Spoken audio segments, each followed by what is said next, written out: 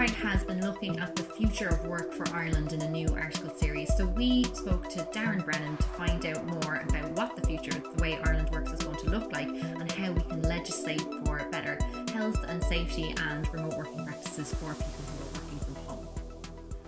So Darran, the government recently closed a public consultation on guidance for remote working. What do you expect to be addressed with updated guidance to come? Given the immediacy with which Irish workplaces and global workplaces entered into remote working over the last few months, what became really evident was that employers didn't have the time to react quickly and to amend their policies and procedures. So what they did was they adapted. Like all employers do, they adapted. And now that remote working seems like it's going to be here for the foreseeable future, what we now have to look at are the opportunities, the challenges, and the future of how Ireland works. Specifically, I suppose, what we want to see from the guidelines are that they've learned from those opportunities and challenges and the examples of what's come before in the last few months.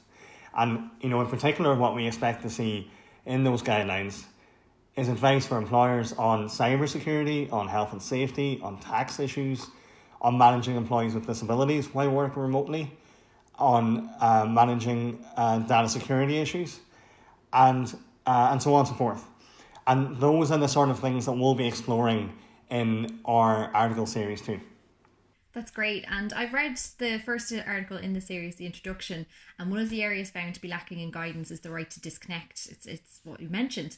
So do you think it's necessary for employee rights, such as the right to disconnect, to be enshrined in law, especially in an era of increased digitalisation and remote working? So with the right to disconnect, what we've seen is, in cases such as O'Hara and KeyPack, it really brought this into the public consciousness in Ireland. So what the legislator should do now is carefully consider the experiences from employers, particularly on productivity, and employees on the right to plug out, and their experiences over the last few months. And it should also carefully consider other jurisdictions, such as France, who have already implemented these sort of rights.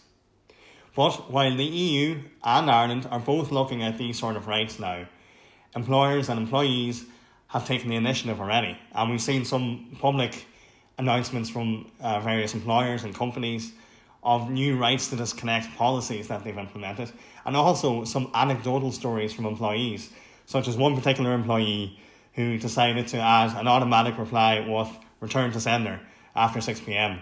So those sort of examples show you that the people are starting to react already, but that guidelines are important from the legislator and perhaps even a right at some point.